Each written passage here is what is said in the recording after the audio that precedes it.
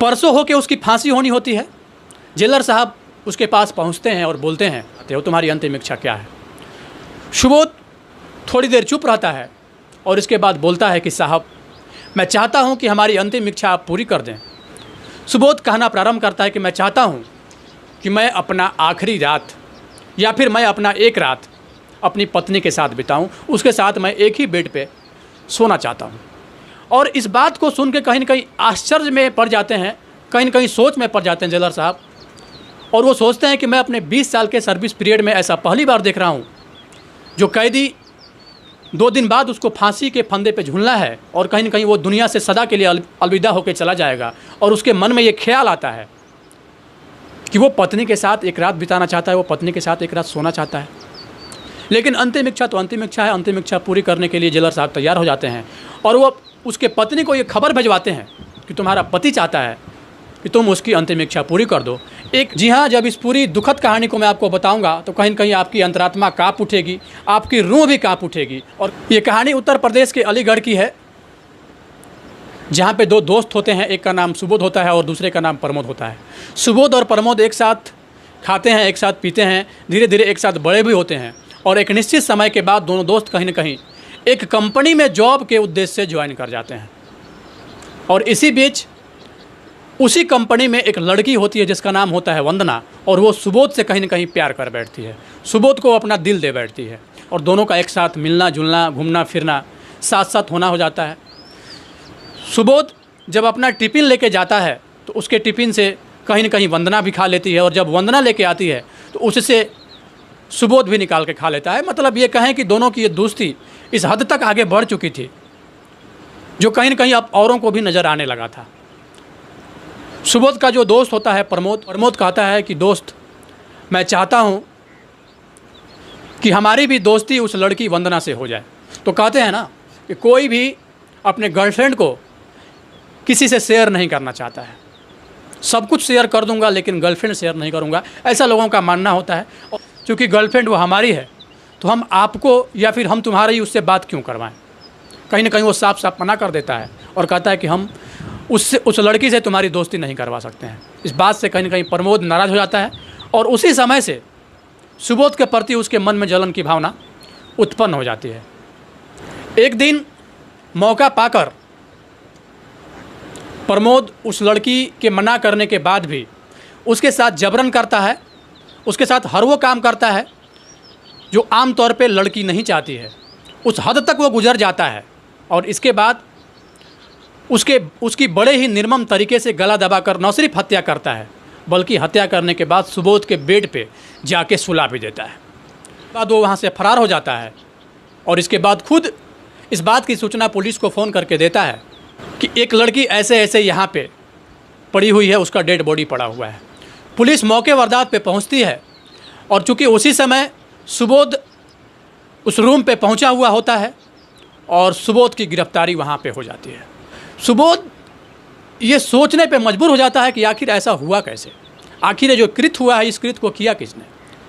कहा जाता है ना कि जो मौके वारदात पे सबूत मिलता है वो सबूत ही सब कुछ होता है और कहीं न कहीं सबूत के बल पे ही सारा काम होता है। सुबोध की गिरफ्तारी होती है, सुबोध को जेल भेजा जाता है और जेल भेजने के बाद तमाम तरह की चीज़ें होने लगती है। इसी बीच पोस्टमार्टम का रिपोर्ट भी आ जाता है।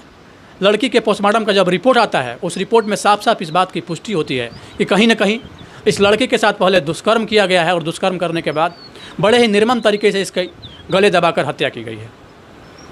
जैसे ही इस बात की पुष्टि होती है कि लड़की के साथ ऐसा कृत्य किया गया है, सब इस बात को लेके इस लड़के को फांसी हो इसका डिमांड करने लगते हैं। जगह जगह कैंडल मार्च प्रारंभ हो जाता है। जितने भी राजनीतिक संगठन हैं, सामाजिक संगठन है, सब इस बात के लिए अपनी आवाज़ उठाते हैं कि जल्द से जल्द इस लड़के को फांसी के फंदे पे पहुंचाया जाए। और होता भी वही है। समय आने पे कहीं न कहीं साक्ष्य और सबूत के बेस पे सुबोध को फांसी की सज़ा जज साहब सुना देते हैं। आज एक बार फिर से एक निर्दोष को दोषी बनाया जाता है, वो भी दोष इतना कि कहीं न कहीं फांसी के फंदे तक ही उसको पहुंचा दिया जाता है। परसों होके उसकी फांसी होनी होती है।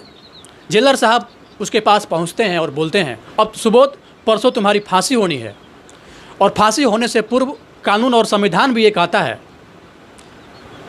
कि जिसको फांसी होनी होती है उससे पूछा जाता है कि तुम्हारी अंतिम इच्छा क्या है।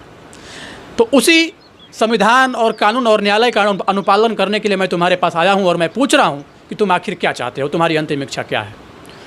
सुबोध थोड़ी देर चुप रहता है और इसके बाद बोलता है कि साहब, मैं चाहता हूँ कि हमारी अंतिम इच्छा आप पूरी कर दें। सबकी अंतिम इच्छा पूरी होती तो तुम्हारी भी अंतिम इच्छा पूरी होगी। सुबोध कहना प्रारंभ करता है कि मैं चाहता हूँ कि मैं अपना आखिरी रात या फिर मैं अपना एक रात अपनी पत्नी के साथ बिताऊं, उसके साथ मैं एक ही बेड पे सोना चाहता हूं। चूँकि बात अंतिम इच्छा की थी और इस बात को सुन के कहीं न कहीं आश्चर्य में पड़ जाते हैं, कहीं न कहीं सोच में पड़ जाते हैं जेलर साहब, और वो सोचते हैं कि मैं अपने 20 साल के सर्विस पीरियड में ऐसा पहली बार देख रहा हूँ जो कैदी 2 दिन बाद उसको फांसी के फंदे पे झूलना है और कहीं न कहीं वो दुनिया से सदा के लिए अलविदा होकर चला जाएगा, और उसके मन में ये ख्याल आता है कि वो पत्नी के साथ एक रात बिताना चाहता है, वो पत्नी के साथ एक रात सोना चाहता है। लेकिन अंतिम इच्छा तो अंतिम इच्छा है। अंतिम इच्छा पूरी करने के लिए जेलर साहब तैयार हो जाते हैं और वो उसके पत्नी को ये खबर भिजवाते हैं कि तुम्हारा पति चाहता है कि तुम उसकी अंतिम इच्छा पूरी कर दो, एक रात तुम उसके साथ बिता दो, एक रात उसके साथ तुम एक बेड पे सो जाओ। उसकी पत्नी वहाँ से घर से निकलती है और वो भी सोचती है कि चलो कोई बात नहीं, आखिर है तो मेरा पति, चाहे वो दोषी हो या निर्दोष हो, कानून तो उसको दोषी मान चुकी है और कहीं ना कहीं वो ज़रूर इन्वॉल्व होगा इस चीज़ में, तभी कानून भी उसको दोषी मान चुकी है। तो चलते हैं, और अगर पति की इच्छा है कि मैं एक रात उसके साथ बिताऊं तो मैं जाती हूं। कहीं ना कहीं इस बात को सोच के पत्नी उससे मिलने के लिए जेल के दरवाजे पर पहुंचती है। इधर उसके आने से पहले ही जेलर साहब सारी व्यवस्था करके रखते हैं। उसको जनरल वार्ड से एक रूम में जेल के अंदर ही शिफ्ट किया जाता है, और रूम में शिफ्ट करने से पहले उस रूम में एक वॉइस रिकॉर्डर लगाया जाता है ताकि उस पति और पत्नी के बीच क्या चीज़ें चल रही है, क्या चीज़ एक दूसरे से ये दोनों लोग आपस में बातचीत कर रहे हैं, इसकी जानकारी हमें मिलती रहे। और वॉइस रिकॉर्डर का जो कंट्रोलिंग पावर होता है वो कहीं ना कहीं जेलर साहब अपने ऑफिस में कनेक्ट कर लेते हैं, जहाँ से उन दोनों के बीच जो भी कन्वर्सेशन हो रहा है, जो भी बातचीत हो रही है, उसको साफ साफ सुन पाएँ। और इसके साथ ही उस रूम के बाहर भी 2 बॉडीगार्ड भी तैनात कर दिया जाता है। पत्नी जैसे ही पति के पास जाती है, जाने से पूर्व जैसे ही अपने पति को देखती है, कहीं ना कहीं रोना प्रारंभ कर देती है, या जिसे देख के पति भी रोना प्रारंभ कर देता है और दोनों काफ़ी देर तक रोते हैं। रोने का जब सिलसिला ख़त्म हो जाता है तो पत्नी अचानक से पूछती है कि तुमने आखिर ऐसा क्यों किया सुबोध? आखिर हमारे प्यार में क्या कमी रह गई थी जो तुमने ये कृत्य किया? और अगर कृत्य किया भी, तुमने किसी से प्रेम अगर किया भी, तो उस प्रेमिका को तुमने मार क्यों दिया? बड़े ही सरसरी निगाहों से ये पूछना चाहती है कि आखिर क्या कमी रह गई थी, आखिर क्या बातें हो गई थी कि जिस लड़की से तुम प्यार करते थे उसी की तुमने हत्या कर दी। उसका पति सुबोध अवाक रह जाता है, थोड़ी देर चुप रहता है और इसके बाद बोलना प्रारंभ करता है। चूँकि जिस बात के लिए तुम मुझे बोल रही हो, या फिर कानून जिस बात के लिए, जिस कृत्य के लिए मुझे फांसी की सज़ा सुनाई है, वास्तव में मैं दोषी हूँ ही नहीं, मैंने वैसा कुछ किया ही नहीं है। ये भारत का कानून है, साक्ष्य और सबूत के बल पे कहीं ना कहीं किसी को सज़ा सुनाती है। इस बात से कहीं ना कहीं जितना भी एविडेंस है, जितना भी सबूत है, जितना भी साक्ष्य है, वो हमारे अगेंस्ट मिला है। इस वजह से हमें फांसी की सज़ा सुनाई गई है। तो आखिर क्या बात था, आखिर क्या बात है, तुम वो बात बताओ, उसकी पत्नी ये पूछती है।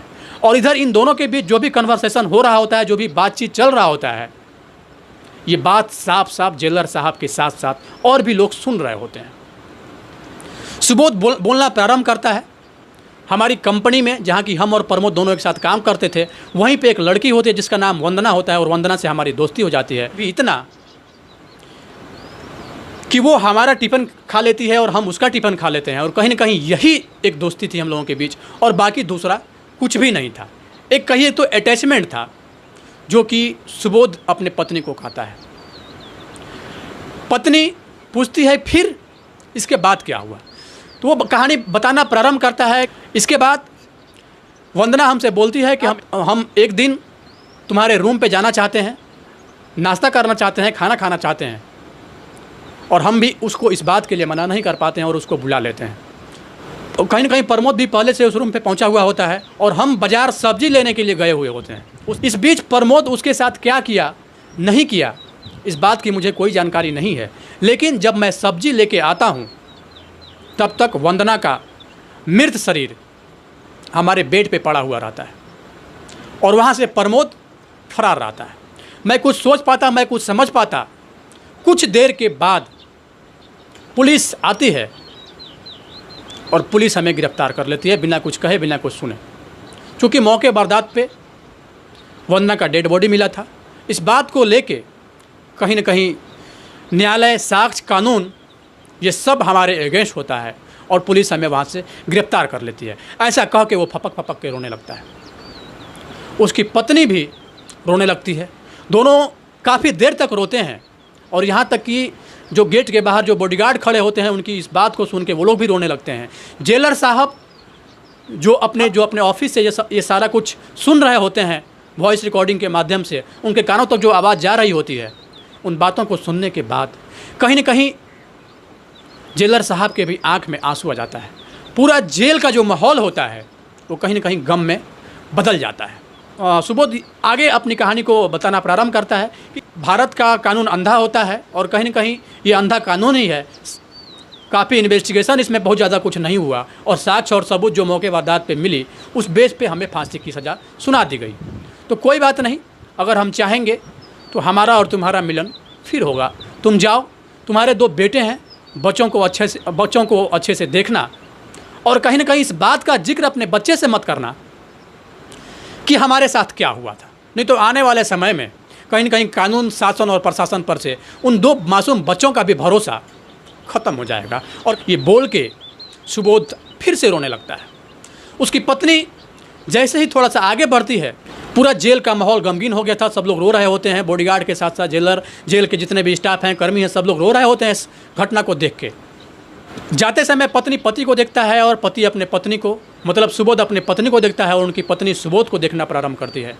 दोनों एक दूसरे को मुड़ मुड़ के देखते हैं और जब अपने पति को रोता हुआ देखती है तो वो फिर से उसकी पत्नी वहाँ पे पहुँच जाती है और न सिर्फ पहुँचती है बल्कि उसके पैरों पे गिर पड़ती है और कहती है, पतिदेव, आज मेरा और आपका ये आखिरी मिलन है। मैं चाहती हूँ कि 1 से 2 मिनट मैं और आपके पास रह जाऊँ।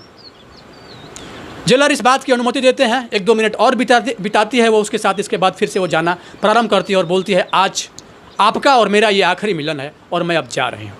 पत्नी अपने घर चली जाती है। लेकिन इस बीच जितने भी लोग होते हैं, इस बात की चर्चा कहीं ना कहीं कानों कान प्रारंभ हो जाती है कि आखिर एक निर्दोष को फिर से आज फांसी के फंदे पे भारत की कानून, भारत का संविधान पहुंचाने जा रहा है। इस बात की चर्चा पूरे जेल में फैल जाती है। इस बीच जेलर जब उस पूरे वॉइस रिकॉर्डिंग को दोबारा सुनता है तो उसके मन में अचानक ये ख्याल आता है कि आज फिर एक निर्दोष को फंसाया जा रहा है। कहीं ना कहीं कानून और संविधान कहीं ना कहीं फिर आके आज एक निर्दोष को फंसा देगी। परसों हो के सुबोध को फांसी हो जाएगा, तो मुझे कुछ करना चाहिए। अगर हम अपने पूरे सर्विस पीरियड के दौरान अगर ऐसा नहीं कर पाए तो फिर मेरे रहने और नहीं रहने का कोई फ़ायदा ही नहीं है जब हमारे आँख के सामने एक निर्दोष को फांसी के फंदे पे पहुंचाया जाएगा। अचानक से पूरे महकमे में इस बात की चर्चा हो जाती है। अपने आला अधिकारियों को इस बात की सूचना देते हैं और एक हाई लेवल का मीटिंग बुलाते हैं जेलर साहब। उस मीटिंग में प्रशासनिक अधिकारी के साथ साथ राजनीतिक दल, सामाजिक दल, इसके साथ साथ कई सारे भूतपूर्व जज भी वहाँ पे पहुँचे हुए होते हैं। इस बात की चर्चा वहाँ पे प्रारंभ हो जाती है और जो जेलर होते हैं वो उस वॉइस रिकॉर्डर को कहीं ना कहीं वहाँ पे चलाते हैं। उस रिकॉर्डिंग को सुनने के बाद सब लोग आश्चर्य में पड़ जाते हैं कि आखिर भारत का कानून ये क्या करने जा रही थी। और इस बात का निर्णय होता है कि आखिर सही में दोषी तो उसका दोस्त प्रमोद है, तो फिर सुबोध को फांसी क्यों।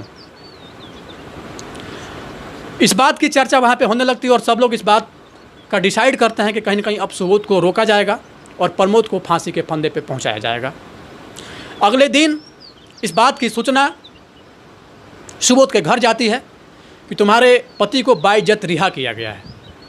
इस बात को सुनकर कहीं ना कहीं पत्नी बहुत ज़्यादा खुश हो जाती है और खुश होने के बाद भारत के संविधान पे और भारत के कानून पे फिर से दोबारा से वो भरोसा कर बैठती है, क्योंकि सच्चाई कुछ और था।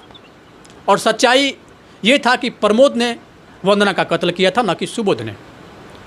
अब चूँकि परसों फांसी होनी होती है सुबोध को, इधर जैसे ही कोर्ट का आदेश होता है कि प्रमोद को जल्द से जल्द पकड़ा जाए, पुलिस अपना काम प्रारंभ करती है और जाके और प्रमोद को पकड़ लेती है। प्रमोद को न्यायालय में प्रस्तुत किया जाता है और न्यायालय से प्रमोद को फांसी की सज़ा सुना दी जाती है।